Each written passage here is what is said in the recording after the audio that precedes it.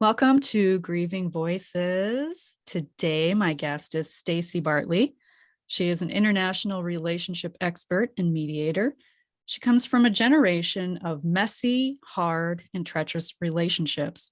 She's versed in old paradigm agreements, unrealistic expectations, and shame for not being able to create long lasting relationships.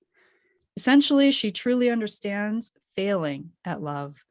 After 30 plus years and lots of learning and adventures, Staci was brought to the realization that there is no such thing as failing at relationships because each and every one you've been in or will ever be in contributes to who you are.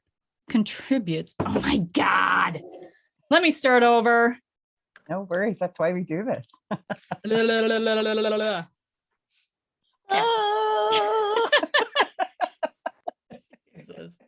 It always reminds me, not to derail, but I guess I'm going to, but we used to cliff jump a lot down in Lake Powell, another great place. If you haven't been there, you got to go. And my sister and I would get to the top and you'd look over and it never looks as high from the top of the cliff as it does when you're sitting in the boat looking up, right? And we'd finally get to the place where you'd studied it all, we jumped there 1,000 times and you just have to hold hands and go 1, 2, 3, jump. And I always feel like that with when I'm a guest and when I'm the host of a guest, right? Your position is different. And so it's like, what we really are. We're kind of holding hands and we're going to do this thing. Like it's going to be amazing. And you're like, 1, 2, 3, go. Yeah. I'm like, oh, just like untie my tongue here. It's going to be great. Okay. It's going to be awesome. 1, 2, 3, go. Thank you for tuning in to Grieving Voices. Today, my guest is Staci Bartley.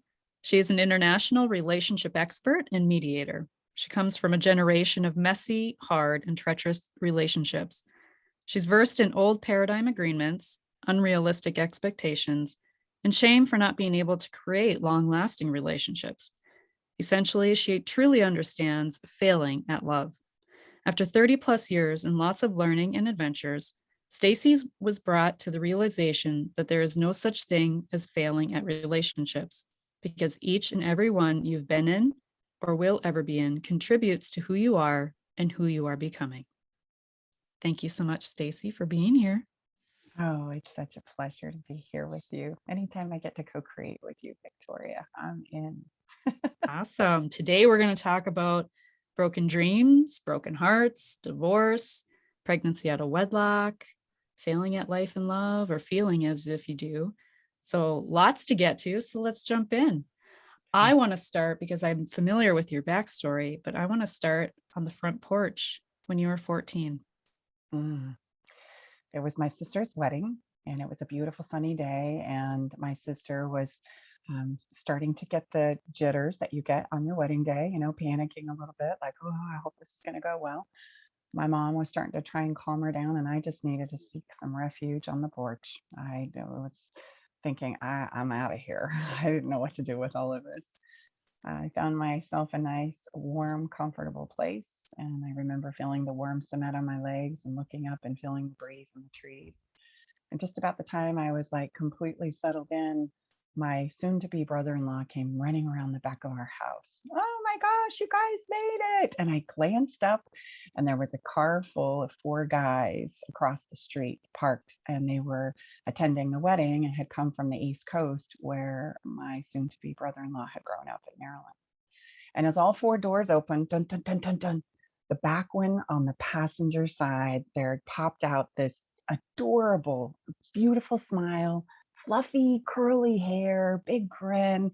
And I was awestruck as this 14-year-old girl of like, oh my gosh, like I'd never been in a relationship. I grew up in a very strict household with religious paradigms that had kind of run the show. I'd never really even contemplated, except for a crush on one of the boys in my Sunday school class, what that could be like. But in this moment it was like, oh wow, I want a guy like that someday. Right. And I discovered through the day that his name was Tom. And right from that moment on, every time my brother and sister-in-law would say, you don't know my friend Tom that lives in California, my antennas would go up. Right. Like, oh yeah, tell me about that. God, I remember following him around at the wedding, just trying to get any intel that you possibly can. As I would just sit and watch like this beautiful smile and his hair bouncing around in the wind. It was a magical, magical moment for me. And I didn't know that later in my life, when I was looking at almost 40, I was going to come back to that very significant moment in my life. Hmm. So what happened then? Well, as the story goes, 3 years later, I found myself pregnant by my high school boyfriend. It was kind of blew up my whole fancy paradigm, right? In that moment on the steps, I remember thinking, I'm going to be really good at this love thing. Oh, I got this one in the bag, right? I've been given all the rules and all the structure according to my family and my religious paradigm. I'm going to kill it. I'm knocking this thing out of the park, only to find myself devastatingly pregnant at 17 and grappling with that. And I think the hard part about that piece wasn't so much about being pregnant. Of course, that was kind of earth shattering as just literally being a teenage child, a very young adult with no life experience, was the impact that it had on my family. That's always been that's always been the kicker, right? It's one thing to go through an experience, but then when you start to see that it starts to shatter the lives of the people around you, what you have done, the choices that you have made, impact the people that you love the most, that's the one that always gets me in the heart. And if I could go back and change it, it would be for my mom, who didn't really know how to support me through it and who had just newly married herself. And so I had a stepfather that had stepped into the picture at the age of 16, which was kind of I don't want to say blame is the piece. It was motivating to not be at home. And so I found another place to be, unfortunately, at my boyfriend's house, where his parents and family was much more liberal than mine was. So it gave us lots of room to explore and expand. And I became familiar with things I didn't have any knowledge of, right, in my environment where I came from. And this stepfather, he loved my mom, I know, but he didn't necessarily want me to be a part of the picture. And I'm sure thinking, right, as we've had conversations later in life, he was basically interested in just kind of getting me moved out and on my way so that he could have that relationship with my mom that he so wanted but didn't want to deal with me. There was never a lot of love lost there. So that was the part that was the killer, is the parents. Then became, what are we going to do with this, right? What are we gonna do with this? I just broken up. I just gone to confession. I was just going to turn my life around, get back on track, and then oh my gosh, we're going to have a baby. No, this can't be. And so then, as best could, my mom stepped in, and the first thing that she wanted to do was kind of cover it up. Okay, let's send you to my aunt's house and have you have the baby there and come back like everything's fine. Hmm. Oh, I'm thinking, is that what you do? Like, you start to see a whole new side of things and people that you thought you knew. For example, not that she was trying to be dishonest, but she was trying to make it look normal. She was trying to look like everything was fine. I think sometimes as human beings, we attempt to do that. We want it to look according to the picture that we've been taught it's supposed to look like, instead of like being honest and open about the realities of life. And I so wish we could do that, right, in our lives. I so wish that we could share stories about our messes just as easily as we do about cold remedies and, you know, fixing the Mhm. washer and preparing the cleaning the house. What are your cleaning techniques and how can I get it done more efficient and more effective? And unfortunately, just like so many, we went to trying to cover it up, which makes you kind of even feel more shameful and guilty. And I thought, oh, I don't want to do that. I'm gonna have to live with the aftermath of that. And for whatever reason, I'm so thankful I became very, very heightened and aware that whatever decision happens in this moment is going to change the rest of my life. Right. I was very aware of that. Like, I am going to be the one and only person that's going to live with whatever choices are made here personally. And then, of course, there will be the ripple out, but everybody will get past that. I won't. This is going to be a lifelong decision. And so I explored all the abortion, I explored adoption, and ironically, an older brother of mine had just lost a stillborn, just had a stillborn baby, he and his wife. And that was really sad. And I think that they saw this as an opportunity to kind of replace that loss. Because sometimes we think about that as far as loss too, right? We think we can just kind of take the loss that we've experienced and replace it with somebody else or something else. And we attempt to do that as well. I did too. And I remember thinking, no, that's not right either. You know, and they laid out this glorious plan about how it was going to be great and I could still be involved in this baby's life and they would take in charge of that. And then there was my cute little 19-year-old boyfriend. Thank goodness he was 2 years older and had a job and a truck and kind of had some adulting behind him. And he wanted to get married and he wanted to save the baby. He wanted to have this. And through a lot of sleepless nights and tears and conversations with myself and my sister and my mom, I decided I was going to get married. And so we had a shotgun wedding at my house. You got to make this look good. We can't be too far along in this pregnancy. Had the families together, and I rode off and had to figure out what it was like to be a wife and a soon-to-be mom. When that little person came into my life, it changed my life, and that beautiful soul is still very close to me to this day. Her name is Pearl. We've grown up together. We've literally grown up together and weathered many storms and wonderful good times. And I loved being a mom, and thank goodness that was the case. You know, it's not always the case, and there's no right or wrong there, but in my particular story and situation, thank goodness for me, I really loved being a mom. I was satisfied there. And so once I kind of got my bearings, I was able to go back to school and kind of start putting the wheels on again. And of course, as you could probably already predict, the relationship wasn't going to last, fell apart within the first 12 months. And then I found myself 19 years old and on my own and doing college and working at the lumber store and just trying to be a good person again, right? Just trying to go back to where I came from, the roots that I felt like were intrinsic to me and who I wanted to be. And you start growing, you start learning, and you start looking for how to do that, right? And so then as I'm working it out, I decided I was going to start dating again, and I was feeling really good about how this was going, and wham bam, I found myself pregnant a second time at 20. So that was it was just kind of like a repeat, you know. So you know that saying that they have about lessons in life, that and the lesson will continue to be presented until it's learned. Yeah, that's really a true thing, come to find out, right? Yeah. That's real. So gosh, I got pregnant a second time, married a second time. And this time I was going to do it right. And it was going to be my penance for all the things that I had done wrong. I was going to, you know, make some reparations, and I was going to do it right and well this time. And thankfully, this person, I had made it up. This was going to be the person because it was come from my religion. We come from a very similar background.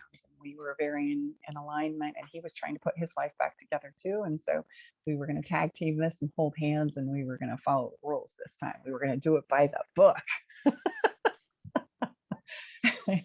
And so this idea of the perfect life and the perfect family and the perfect children and the perfect scenario took on some veracity. And in the end, that's really what killed our marriage.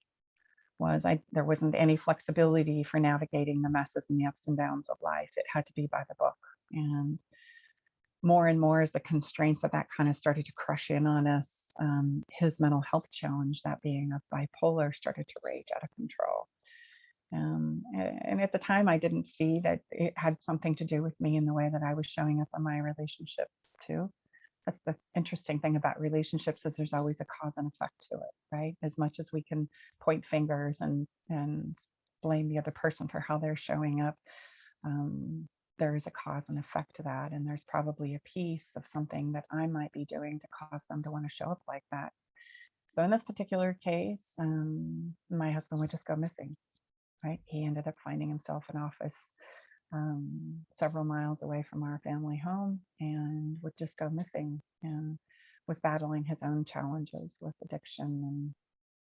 And, he wasn't perfect, and he knew he wasn't perfect, but there was no room to have that conversation in our relationship, certainly not with me, as I was doing. I remember him like grabbing my shoulders one day and saying, "Why can't you just be less perfect? Why can't you just make more of a mess? Because then I think I'd feel better." Uh, I didn't understand. I thought that was the plan. I thought we were supposed to do this right, right? I mean, and so it was just pull it together for you, pull it together, pull it together. And there was not really a lot of emotional support for him. So that relationship, of course, come crashing down 13 years later. And by then we had adopted a family daughter, being the oldest, and we had had four more. So I was leaving the house with five babies in tow. And once again, kind of trying to piece it together and put it back together. And that's really where my journey and the work that I do now started to come into play. I started learning everything I could get my hands on, personal development. Thankfully, my husband uh, couldn't stay in that box, couldn't stay perfect, couldn't stay within inside of the lines. And that, I've told him since, is the greatest gift he ever gave me. Because if I would have continued to stay in that paradigm, I would have never had the opportunity to become who I am today and do the work that I do, and be so thankful for that, right? And we forget about that, especially when it's difficult, don't you think? We forget about, how is this situation going to add to my life in the future, or who it is that I'm becoming? And that's why I love to say there's no failing, there's no wasted experience in life. There's things that we make messes, right? But messes are different than failure. Failure implies, at least for me, that you can't get up and you can't go again, when that's really all that needs to be done. Is, okay, well, gosh, what did we learn there? And that kind of hurt. And gosh, that knocked me. I didn't see that coming. Okay, let's go again and try again. Anything would be better than not doing anything.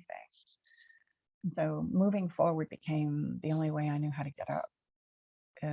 Just, go again. Just try your best to put one foot in front of the other and see where it leads you. It's better than staying here in this hellhole, right? So let's go. And little by little, I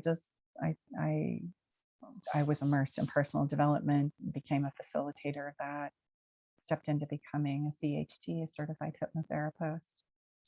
That took me on to becoming, as I was involved in my own recovery and counseling process, I was able to extend and teach what it is I had learned and the principles that I was learning in my own life.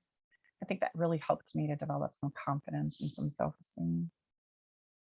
And then that just kind of continued to go on. It took me into studying the body and health. It took me into quantum physics and neuroscience. It took me into studying psychology. And what was so interesting is, regardless of the realm that I was in, whether I was trying to be that cute counselor, or I was trying to be that digestive health support coach, or where I was learning those herbal tinctures, or that raw food, I was teaching that raw food class, at the community college, I'd always find myself in the back of the room talking to somebody about their relationships, whether that was the relationship with ourselves, relationship with a lover, or relationship with their children or their parents, right? I consistently all of a sudden became aware that I was always in these conversations of navigating relationships.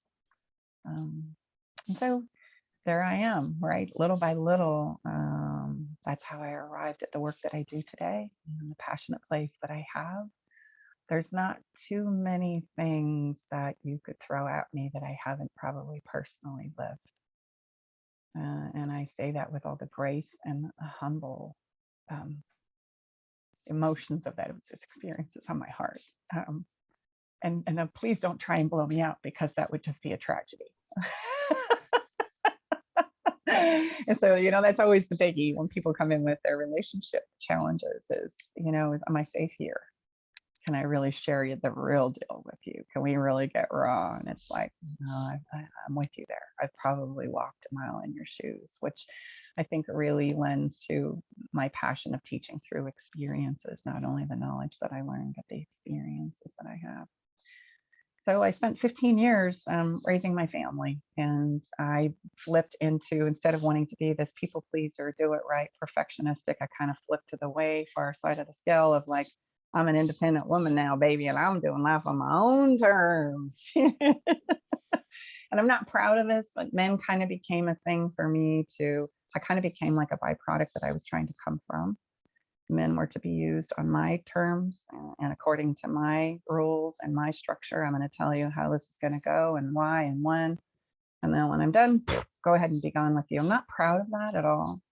And I say this because if there's ever any of my wonderful people who contributed to who I became on my journey, I just want them to know that I see that and that I'm sorry, right? I'm sorry for those things and trying to find myself. And I have to understand and know that as human beings, that's what we do. We don't do it because we're trying to be mean or unkind or unthoughtful.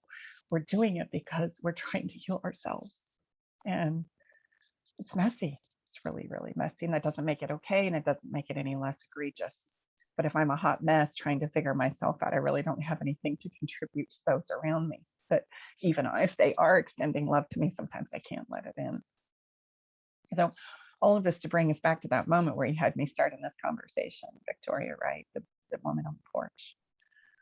For 35 years, my brother and sister-in-law continue to say to me, hey, Staci, you don't know my friend Tom that lives in California, but he's, fill in the blank. He's starting a business. He's got married. He's having some kids, and I had done quite a bit of work with the Economic Development Office for the state of Utah and was pretty tapped in network-wise. And I got a call from the same brother-in-law one day and saying, hey, Stace, you don't know my friend Tom who lives in California, but hey, he's trying to expand his business into Utah and I'd love to give him your phone number. Is that okay? And I was like, that Tom? Like that? Heck yeah, bring it on. Oh, I was curious to just have a conversation with him because for 35 years, I'd never even like engaged with him since that wedding or heard his voice or even knew this person, Tom. But through years of my own journey relationally, the ups and downs, I would have literal journal entries of, gosh, I just wish I could meet a man like Tom some days. I'm tears on the page, right? And then I remember throwing it. Just like, because I don't even know Tom. What am I saying? That's the craziest thought ever. Why would you write something so stupid? As we can get so critical with ourselves. And so I tucked the journal across the room, right? In my fit and rage of trying to figure out this relationship journey thing that was kicking my tracks, the one that I was supposed to be so good at. Remember, the one that I was going to knock out of the park and get so right. And it had just been one epic failure for me after another. As I grapple and try and understand and go again, right? And so I was like, heck yeah, have him give me a call. That's just crazy mind-blowing. The rest is history, as they say. As we got on the phone and started talking, we didn't talk about business for very long. And we started to get to know each other. And there was this aha moment where all of a sudden I went, oh, wow, there's going to be an opportunity to explore a relationship with this person. But remember, I was that independent woman who didn't need a man. I was never going to get married. I was never going to commit again. Done, through, over that. I'd done two and done. Let's put it away. Let's be done with. I didn't have to have kids. I had plenty of those. And so then I was left with this understanding and knowledge about relationships that they're either growing, they're either kind of reaching forward motion, or they're kind of starting to slough off a bit. And I found myself in a huge quandary of like, what am I going to do here? What? I'm not getting married. In fact, I told him conversation 2 of exploring our relationship, I just need you to know that I am never going to get married again. Are you good with that? If not, it's a deal killer. That's how like committed I was to the whole thing. He's like, no, I think we're good there. I don't know any of that. So as you're 9 months into exploring a relationship back and forth, 600 miles apart, what do you do when it comes to the place where that conversation of kind of going steady? So what are we? Conversation is coming, and you have so much commitment phobia. It's unbelievable. Like, can't go there, can't no. And it was in the throes of this conversation, literally in the middle of the night. I was down in my basement because I didn't want to wake my kids. Tom would call me late at night. We would talk through the night. It just kind of worked for us. He was in California. I was in Utah. We'd go back and forth and had some great times. And again, this relationship was just starting to take on some veracity. And 8, 9 months in, I knew it was coming. I just could feel it was coming. And we're having a great conversation, and you can just feel the energy like snap. And I'm like, oh, here it goes. He's going to say, so what are we? What are we doing here? Like, are we going to make a thing out of this or not? And I remember panicking. And in my panic, I just wanted to bring some humor into it, right? I just, oh, here we go. And he says, so Stace, what are we? And I just, this litany of my mouth racing was like, I don't know. I don't know. How about a lease option contract for love? I mean, that's all I can give. I don't know. That's funny, huh? What if that's a real thing? And it was actually his genius where he goes, Stace, tell me about what that would be. I mean, like, that's kind of a genius idea. I was like, really? Like we could do that? And he's like, why couldn't we? Right? Why couldn't we blow up the paradigm and make it our own? It's our own relationship. Would you want to go steady with me if we do it? Yeah. Oh, yeah, I think I can do that. So I set about literally taking everything I'd known and everything I'd studied and all of the places where I felt like I was afraid and needed support. And I wrote up the first lease option contract for love. And I only made it 30 days. We don't want to get too ahead of ourselves here, but I thought I can get all in for 30 days, right? I can make this work for 30 days. And then, if it doesn't go well, it's just, hey, been fun. I'm tapping out. You can go your way, I'll go mine. No problem. And so we signed it, and it became this place where every week we would do evaluations about our relationship and if I was meeting your needs and if you were meeting mine. And it became this literally coaching idea where I would say, if you could do it more like this, or if you could hold me more like that, and he would do the same. And we were literally teaching each other how to love each other best. The conversations that we never have in relationships, the places where we feel like we can never go and saying, this is where I'm really at and this is where I'm hurting. Could you just give me this? And it was a game changer. We did 30 days. And of course, I wanted to do 90 days. We did 90 days. And then I wanted to lock him up for 5 years. And the thing that was interesting about that whole experience is I realized that it wasn't commitment that I was afraid of. That's what we say, right? I'm commitment phobic. It wasn't commitment that I was afraid of. It was navigating the inevitable change that my experience had taught me was sure to come. That's what I didn't know how to navigate. And if I promise, if I get married, then it becomes this finite, stuck in stone experience that I don't know how to navigate with, even though I know I'm going to change, you're going to change, our relationship and our circumstances and our lives are going to change. How do you do that? Because I'm not going to stay the person that I am when I marry you, or when I say I do, or when we move in together. This whole thing is going to flux. And so that really was a huge aha moment for me. I was a divorce mediator at the time, and I started using that in my practice, and it worked like a gem, where people could actually get all in and give one last good try at their relationship before they called it quits, knowing and feeling and sensing that they had really done all that they could do. And the wonderful thing about a lease option contract is it tells you why it's not going to go forward if you're not. You understand, and you've also shared and said all the things that you've wanted to say for so long, and you've known that they're heard because you're signing off on that they're heard, right? And so there's this incredible piece of validation, as well as working with the parts and pieces that truly affect our lives emotionally. And that was a game changer for me, that I love to teach and highlight in the work that I do. For couples coming together, right? It's a new relationship. They want it to go different. They are trying to get over commitment phobia like me, or they're trying to give it one last run before they decide what they're going to do next. It works in all of those places very, very beautifully. So. Wow. Thank you for sharing all of that. Thank you. A lot to digest and go back to and highlight. There's a couple things that came up for me as I listened to your stories. And I do have a quick question. Actually, I'm going to write a note here so I don't forget one note I want to come back to.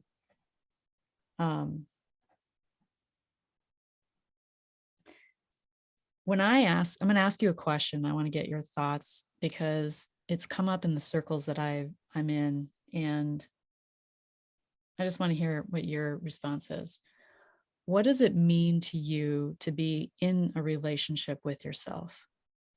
What does Mm. that mean to you? It's everything. And I'm going to be so bold as to take this a step further. At the end of the day, the creation that we have all been given, this life that we live, right? I draw it on the board for my students as an I am circle. This is me.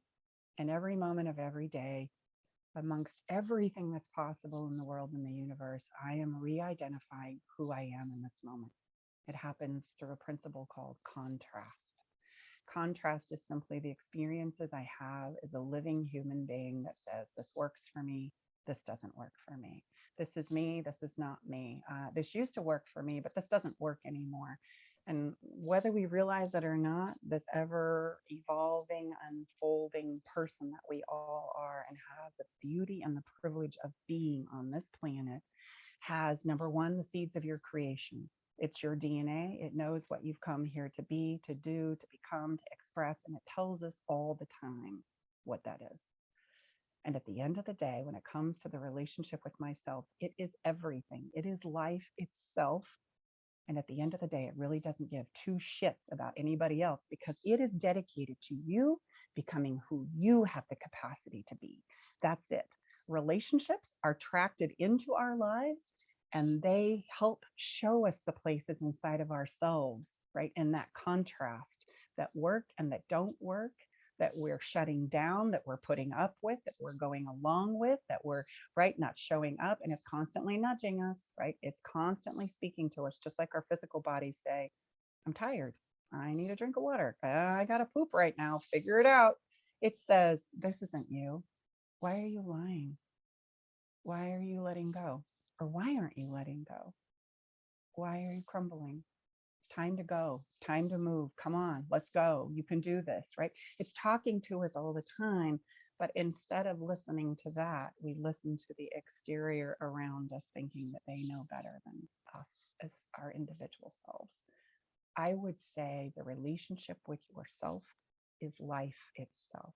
And when you violate that, you violate the being that you are. That's what I have to say about Goosebumps, that. goosebumps, because that really speaks to intuition. It speaks to integrity, living in integrity with yourself, what you value, honoring when honoring your own values, identifying when your values are being dishonored. All of that. Um, that's Yes. brilliant. I love how you just so eloquently said it too.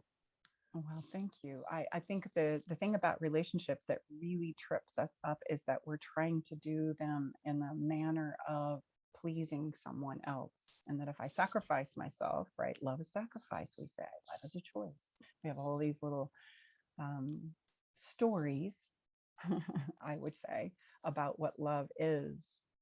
And love is permission. And I really want your listeners to hear that. Permission is what love is. Unconditional love is not sacrifice of self or obligation. It's not sacrificing myself to please you and that when you're happy, then I can be. Those are all the places of manipulation where we get hung up in personalization, etc. And those are the places where we hear all the mental health challenges that come as a byproduct of our relationships, right? The gaslighting, all the common labels that we have in the mental health world um, around my relationship with so and so. The real problem is that it's a form of manipulation, and you think that by making them happy or finding a person that you can make happy is going to make you happy. No, what's going to make you happy is you aligning with who you are and who you have the capacity to be, and learning how to listen to that creation that you are, because that's new life for the person, for each of us individually. Relationships, I love to say, they are the best personal growth vehicle on the planet. If you want to do some personal growth, you want to put it on steroids, just get it into a relationship. It'll take care of everything. It'll bring up all your insecurities, all your fears, all your shortcomings, all the things that you want to pull your hair out about, right? It gives you more. It gives you more of everything, more problems to solve, more challenges to face. Yes, more love, has the potential to give you more acceptance, more comfort. Like there's a lot of more in there on the good side too. It's not just bad. But we think that it's going to solve our life's problems and not realize what it is as the vehicle that it truly is in our lives, right? The gifts and why we attract it into our lives is to help us grow. It's to help us to become who we are. And like I have already said, our soul, our self, the person you have the capacity to be really doesn't care about anybody else. It's dedicated to you becoming who you have the capacity to be in this very short window you have to live. Right? Are you going to do it? Are you going to go for it? Are you going to be it? Or are you going to sacrifice it and give it to somebody else? And I tell you what, it will kick your fanny if that's your choice. You can try, but it will continue to kick your fanny until the day you leave this planet. Do you think it's possible then, if relationships are like this self-growth vehicle that we sign up for, do you think it's possible that you can do that in partnership with someone else and stay together? I mean, obviously there's people that are married 50, 60 years, right? Are they married 50 and 60 years because they have this secret sauce or secret that no one else knows? Like, can you speak to that? Yes, I love that question. So just for the record, I'm married and I've been with my partner for 10 years, Tom, that same guy I saw on the porch. Um, yes, absolutely. You can do it in partnership and you can do it for lifelong partnership. And love, remember what I said just a moment ago, is permission. It's permission for me to be me and to feel the way I feel. And by nature of that, I need to give that permission to you too. It's not a one-way street here. You get to have the permission too, if I really love you, to feel the way you feel and to be where you are and to have the needs and the struggles that you have too. My only job in partnership with you, as it would be as a friend, as a lover, as a daughter, as a business partner, right? My only position I can take is somebody of support. It's not my job to fix you. It's not my job to figure that out for you, what's going on. My only place with inside of working with myself is to support you and you becoming all that you can be too, as I do the work of doing what I can become. And then this whole relationship experience takes on a totally different trajectory. It's not about who's right and who's wrong. It's not about right which way we should go, and we fight and argue about that. It becomes everybody has a piece to contribute into the relationship. It becomes a conversation that sounds like this. So what do you got? This is what I got. Where are you? This is where I'm at. What's possible now? Oh, wow. Okay. Well, hold on that one. What now? What do you got? Where are you? Oh, wow. You look like you're struggling. How can I support you today? What do you need? Is there anything I can do to make your life better? And sometimes it's just leave me alone. I can't give that to you right now. I'm sorry. The biggest problem that I see in relationships is there's no permission to say no. There's no permission to be where you are. And there's no permission to need what you need when you need it. It's run on manipulation and leverage 9 times out of 10. And it's not our fault. It's what we've been taught in our society. Manipulation is the systems that we have been raised in. And I want to create a little clarity, if I may, there, Victoria. At the end of the day, manipulation is really simple. It seems complicated and it seems scary. And we all grab our chest and go, oh, I don't do that. Yes, you do. You're a human being. That's what we do. Because we don't know how to ask for our needs to be met. We manipulate. We drop a hint. We kind of try and coerce. We spin a great story so that you'll finally give me what it is I say I want. But at the end of the day, manipulation is just one phrase. If you'll do what I say, you'll get what you want. And we're all vying for the say position because that's the power position where I get to call the shots. And this is what escalates our conversations. And we dangle what it is you want so that I can enroll you in doing what I need you to do. It's going to make me feel better. And that plays out in our work system. You go to work, you get a paycheck. I'll give you what you want. That's what you want. You want money, right? Okay, do this job that you don't like and I'll give you some money. What about our legal system? You obey the rules, you'll have your freedom. We won't lock you up. In our classrooms, right? You do the course curriculum, you get good grades, and I'll give you your diploma. There's always this kind of tit for tat that we play in our society. And we even raise our families that way. I raised my kids that way. You know, you get your chores done, you can take the car, you can go to your friend's house. I'll give you your allowance, right? There's all of this, do what I say and you'll get what you want, even in love. If you do what I say, I'll accept you. I'll love you. I'll be there for you.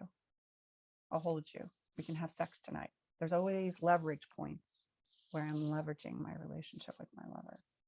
And we don't even realize we're doing it because it is so taught in our society that we live. So what do you do about it? Yeah, you start the permission of, hey, this is where I'm at. Where are you? Tell me about that. Let's learn. It becomes more of a conversation for understanding instead of who's right and who's wrong, or who's got it all figured out, or whose way is best. Everybody's way is best. And if we could hear and understand those parts and pieces, there would be a whole new way that would birth to get us through it. Just like the lease option contract for love. Let's go back to that as an example. What was the pressure? Tom could have just as easily leveraged me into a place where you want me, then you'd better get in because this door is leaving. That's manipulation. Instead of saying, hey, you're panicking. You're freaking out right now. Like, you have a lot of commitment phobia here. Now, he could have also said, you're a hot mess, girlfriend. I don't want anything to do with that. Deal killer. Next. He could have done that too. Right? Could have leveraged on either side of that. But that's not what happened. He let me share, and I could tell him how afraid I was. I could share with him that this was a terrifying moment for me and I didn't know how to navigate it, which was the truth. Right? And then I could say, oh, I don't know, what about this idea? And he went, that's a really great idea. Let's see where it takes us. Let's go. I'm in. And we created something that was completely different than any of the paradigms out there, which could happen in our human experiences more often, just like we do in tech, just like we do with new software. Relationships really aren't a different container in our lives. The principles that apply everywhere else in our lives applies here in relationships as well. We just don't use them. We think it has to go a certain way according to the story and the narrative that we've been taught. And we force ourselves into being people that we're not in the hopes that we'll be loved, which to me is the greatest tragedy of all. Right? I've lived that. I've tried to push myself into being something that I was not so that I could, help my family recover, repair from the grief that I created for them, the ripples that went out and shocked, right, then the extended family. I tried to do my best to be something that I wasn't, and it didn't work. It actually created more health challenges and breakdown for me, as it does for all of us, right? So there has to be permission. We have to take these paradigms of, person meets person, we get married, we have babies, right? And if we do it right, and if you're right and I'm right, we're going to live happily ever after. That is a story. But that story is a lie. It's like the Santa Claus story. It's not reality, as we all try and force ourselves into these paradigms that we know we're not, but we think, what's the other way? What else are we supposed to do? How do you create a committed relationship and partnership if you don't do X? There's lots of ways, but we don't entertain those kinds of conversations. There's no permission. Right? There's no permission at all. It sounds like to me like this contract for love is very much moldable to each individual, what they contribute and what they want to bring to the relationship, or what they do bring to the relationship. Is that accurate in saying that it can work for anybody? Like, it's not like this prescription of do this, do that, do this, do that, and you'll end up with Y, X plus, Z equals Y, whatever it is. I don't remember that, but I mean, is that accurate in saying? 100% accurate. We use it for multicultural couples. We use it for interracial couples. We use it for couples who have different religious backgrounds, cultural backgrounds, because all it is you discovering and uncovering what you need and want out of this relationship emotionally, right? And then you let the other person reveal that. That's the process. So whatever is in that lease option contract is a byproduct of who you see yourself as in this moment. And then it will constantly evolve and grow with you through time, because that's all going to change. All of it's going to change. That's why you want to do evaluations, but you also want to do evaluations so you can say, hey, I really want to get good at this. I mean, that's the thing, is when we step into relationships and let's say we step to the altar and we're trying to live that story of marriage. And I'm not anti-marriage. I'm married. Um, when we step to say, hey, I want to give my life to you, as human beings, we're really stepping forward and saying, I really want to give this my best shot. I really want this to go well. We're not saying, hey, I'm going to really screw you over the day I step up to that altar. I'm not saying that. They're saying, I really want to do my best here. Right. And if we could be honest, we would say, and I'm terrified, right? I don't know how this is going to go, but I'm willing to take a gamble on it. Right. And that's where the lease option contract for me gave me so much comfort, because I knew I could come back and we could talk about what worked and what didn't work for me. And you could do the same. And I would teach you, which is our responsibility as a human being. It's our responsibility to teach each other how to love ourselves best. We're the only ones that know. We're the only ones that know what we need. And what are we taught instead? To make a checklist, check all the boxes, right? And it's usually the physical aspects. Oh, they got to have money, and they got to be sexy. They got to be a hunk, or right, they got to come from a good family. They got to be a certain religion. Well, none of those things are going to do anything for you at the end of the day when you start talking about the emotional experience you're going to have in your relationship. What about all of that? Because if that goes haywire, you're really not going to care about the money. I have lots of couples who come home to empty houses, and yet the wives have been given everything on the planet. Right? I'm not going to make it to church because I can't get my fanny out of the bed. It's not going to matter, right? I'm not going to be able to, see some of these co-creations called our kids through because we're a hot mess. We can't be there for them, so I don't have anything to contribute. And yet we use those benchmarks circumstantially as, oh, this is a good person. The reality is we're all good people. We are all doing the very best we know how. And until we know how to do better, we will do what we know. And when our backs get pressed against the wall emotionally, what most of us know is some form of manipulation, leverage, defense, attack, personalization. Those are the things that have been modeled to us, not permission, not a place where I say, hey, you're really struggling. What do you need? How can I support you? You don't know how? Okay, well, I'm right here, and you let me know and I'll be ready. And then if I'm in a support person or a role, I'm going to go be happy. I better go be happy because there's going to be an emotional drain from a loved one that's going to be required of me if I want to truly support them. I better keep my own wills together, right? Only I can do that. There's only going to be me that knows how I want you to hold me or touch me or comfort me, or those specific words I need you to say to me when I'm hurting. I've literally taught Tom to come up from behind me when I'm turning into a hot mess. Doesn't matter if it's a fight or I'm having a bad day. Kiss me on the back of my neck and whisper in my ear, babe, we got this. Because that's what I need to hear, regardless of what's breaking down inside of me, right? And every single time, even though I've taught it to him and it's as unromantic can be, it works every single time. And he has one for me too. And as it changes and evolves, we can play around with it. Hey, do it more like that. Oh, yeah. It's kind of like getting somebody to finally scratch your itch, It's like, oh, that is the best. And there's only one person in the whole wide world who knows what that is, and that's us individually. So that relationship with ourselves becomes so, so, so important. Mm.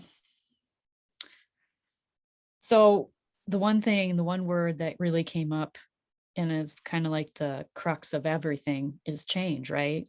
And that's what grief is, a change in a familiar pattern of behavior, right? Grief is inevitable in our lives and based on what you've shared in relationships as well. And so when we're not feeling like those needs are being met, or we're not feeling like, or we personally feel like we have shame or guilt because we're not meeting the needs of the person that we said we would love for the rest of our lives, there's guilt and shame in that. There's grief there. Yeah. So it's just one big hot mess grief pot, right? Until we can become emotionally honest. Yes. And that's really what it's about, is becoming emotionally honest. Oh, I love that you said that word. You are so brilliant. Yes, it is absolutely becoming emotionally honest. And I have a process in my work called emotional weightlifting. because most of us are so very weak when it comes to our emotional bodies. In fact, a lot of us don't even realize we have emotional bodies. We have a physical body, we have an emotional body. The one is invisible, right? And we feel it, we know it's there. And then we have this physical body that we give a lot of time and attention to typically. And that's our navigation system. And we don't know how to create strength in our emotional bodies like we would go for a physical workout. And so we have an emotional weightlifting gym where it's it's of course emotional, but it's learning how to show up. It's learning how to own your emotions, state where you are, give yourself that permission to just look and see inside what those are. Because when it comes to relationships, the hardest thing for us to do for ourselves, the relationship with ourselves or others, is to just simply amass the courage to show up and tell the truth, right? Like you said, that emotional honesty is the thing that's going to hunt us down. It's the thing that's going to kick our fannies again and again and again. Oh, man, I've had my fanny kicked over that one so many times. I That's have the a crux of the whole pregnancy and such, right? So I have a follow-up question of that, in that what if you're doing the work, you're personally showing up in that way and working on yourself and trying to understand yourself and working through that stuff, but your partner is kind of stagnant. They're not really jiving on the whole personal development, work on myself, let's figure this out. They're not on the same page. What do you do then? Yeah. I want you to think about the only thing you can do is that support role we talked about, right? And be a demonstration. And the demonstration is far better than the words that are going to come out of your mouth. And one of two things is going to happen, because believe me, if in partnerships, if somebody is starting to grow and outpace the partner, everybody knows. And oftentimes that's what shuts the other person down, because they're afraid to go there. And they're hoping that they can enroll you in not going where it is you need to go. I had a beautiful relationship that taught me this front and center. I was in the height of understanding a lot of things about myself and my own personal growth journey, and he was terrified to go there. He did not want to go there, because why? Why would that happen? Because they don't want to confront themselves. It really doesn't have anything to do with loving you or not loving you, because they've got their own process to sort out with inside of themselves. Remember that relationship with self? Well, that one's a hot mess. And they know that in order to grow, just like you are growing, they're going to have to confront and look at some things with inside of themselves. And I just need you to ponder the question for a minute. Who are we to tell anybody what time and when to do that work? It's not my job. It's their job. It's their relationship with themselves. It's their connection to whatever we call the divine, the universe, God, spirit.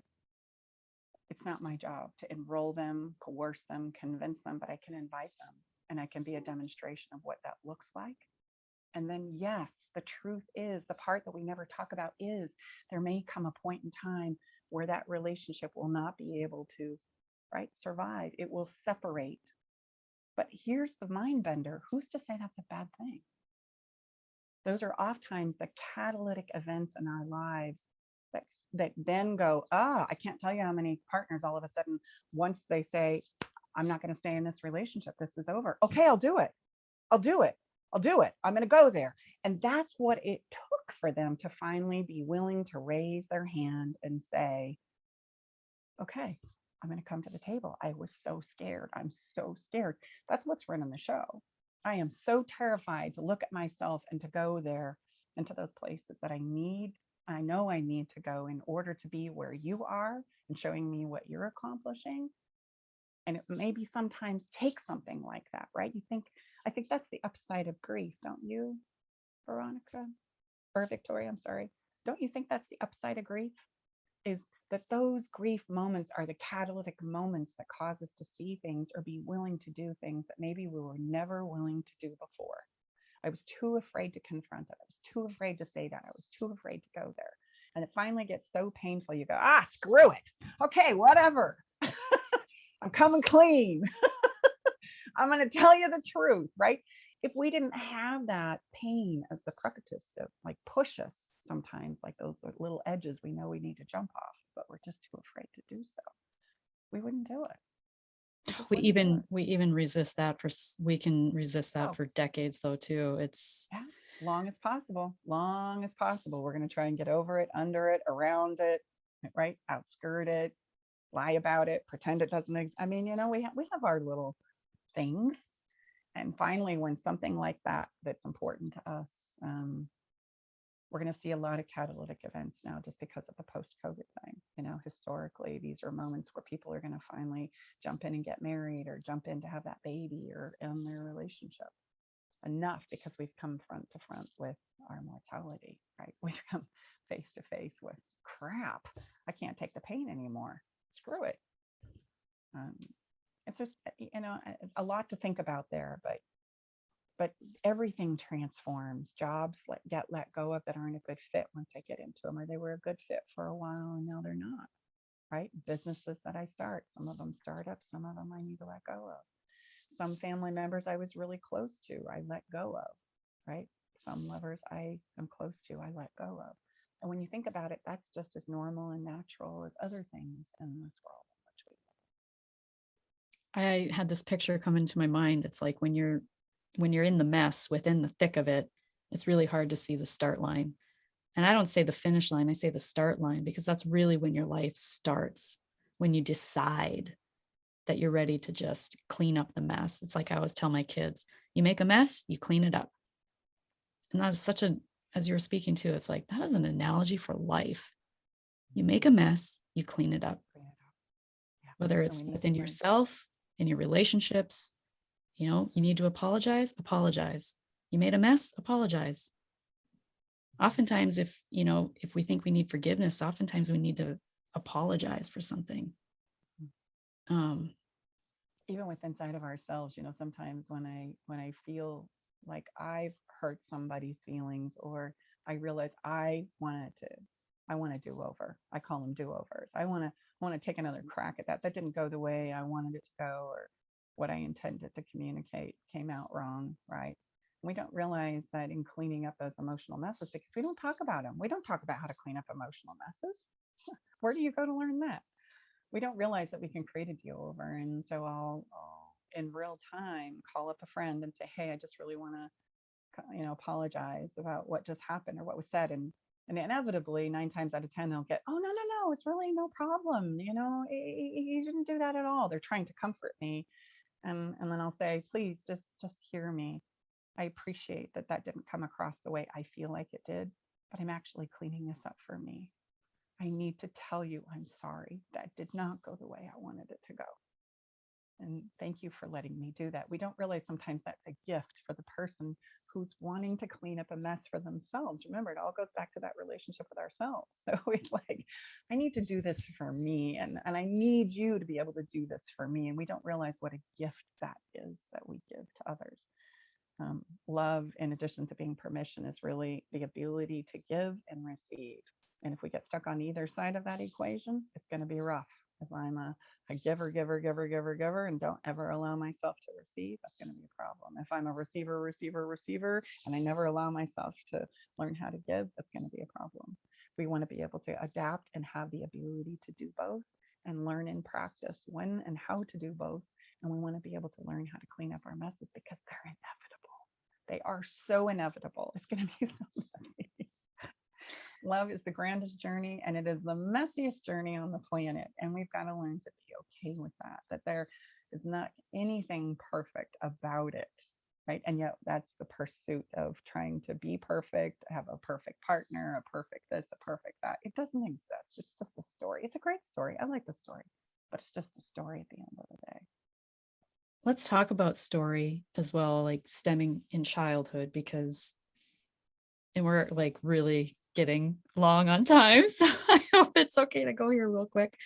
But just talking about those stories that we are born into and raised around, about grief, about what it's like to love and be loved, and how ingrained in our DNA that kind of becomes, and how we kind of live into that.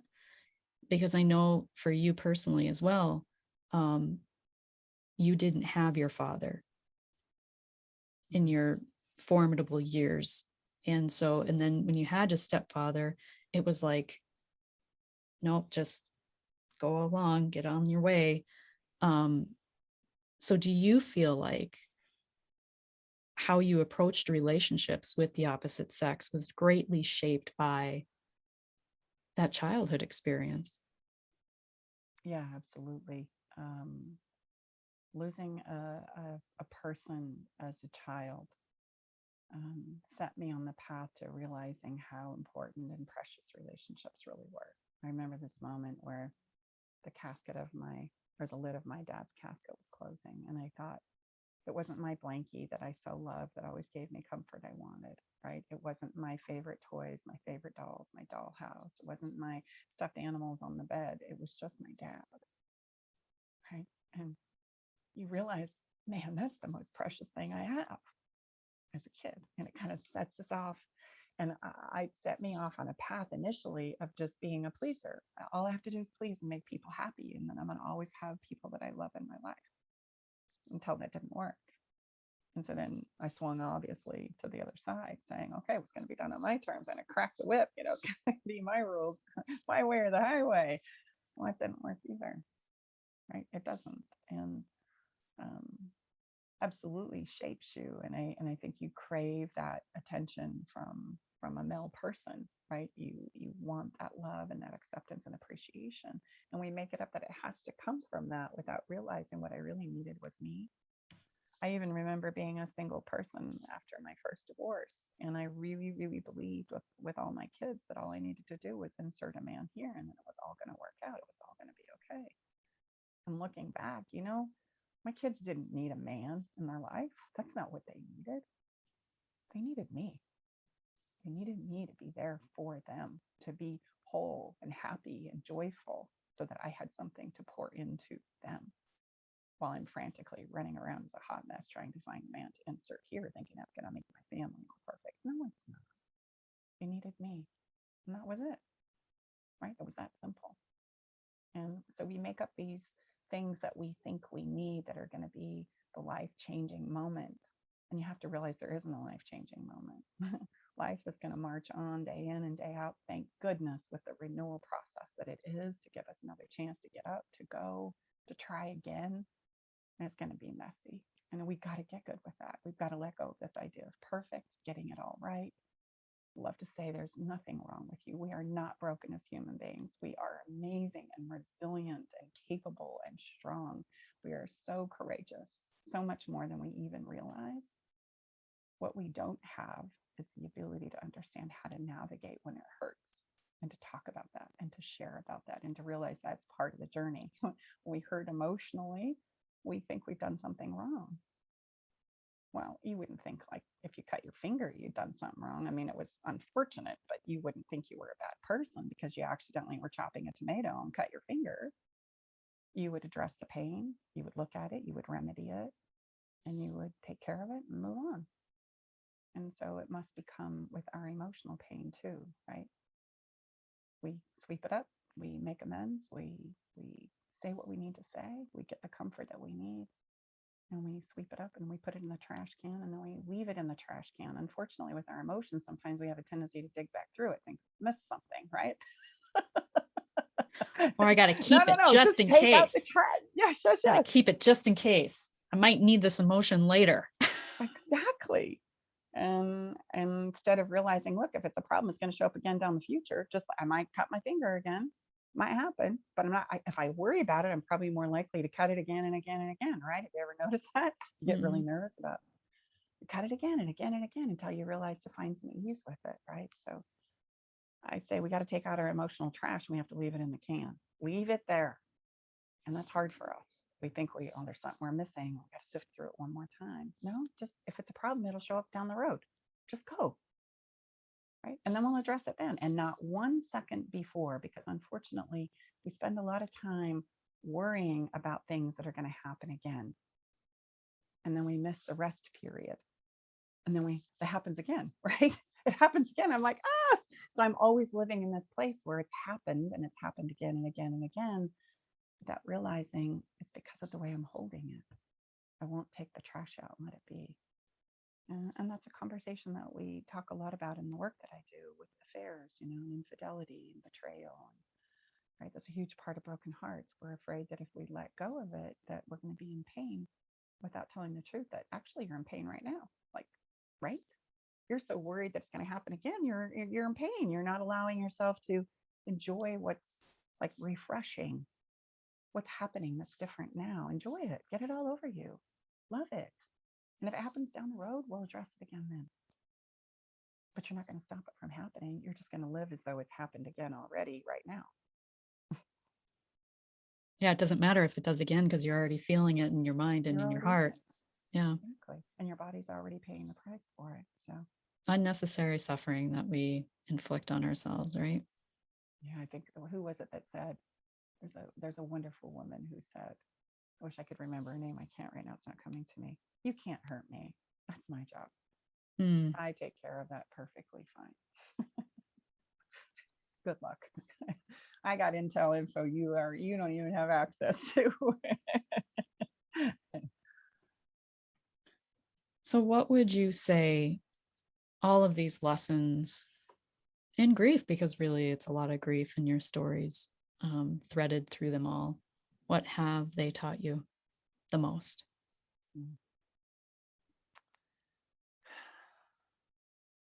The thing that comes to mind is an experience, a gift that my mom gave me as a really young girl. So if I may, I'm going to answer your question by just sharing this one last thought. It was the day after my dad's funeral, and my brothers and sister and I were sitting around in our living room wondering what happens next, right? Funeral's over, everybody's gone home, the dishes have been washed, and it was just this quiet, eerie moment after the funeral where we were all sitting together wondering if Christmas is going to happen, or vacations, or birthdays. I mean, how does life go on from here? We didn't even know. When we were in the throes of this conversation, my mom must have heard us in her bedroom, which is right next door to the living room. We had this big, beautiful window and this bright orange carpet. That was kind of the thing back in the 70s. And she came out of her bedroom, walked into the living room, and I'll never forget her opening up the curtains on that big, beautiful window. And she said, I've heard what you're saying. I reassure you, the sun will shine in this house, whether it's shining outside or not. We will go on and we will live and we will find happiness again. And I remember that just being so comforting.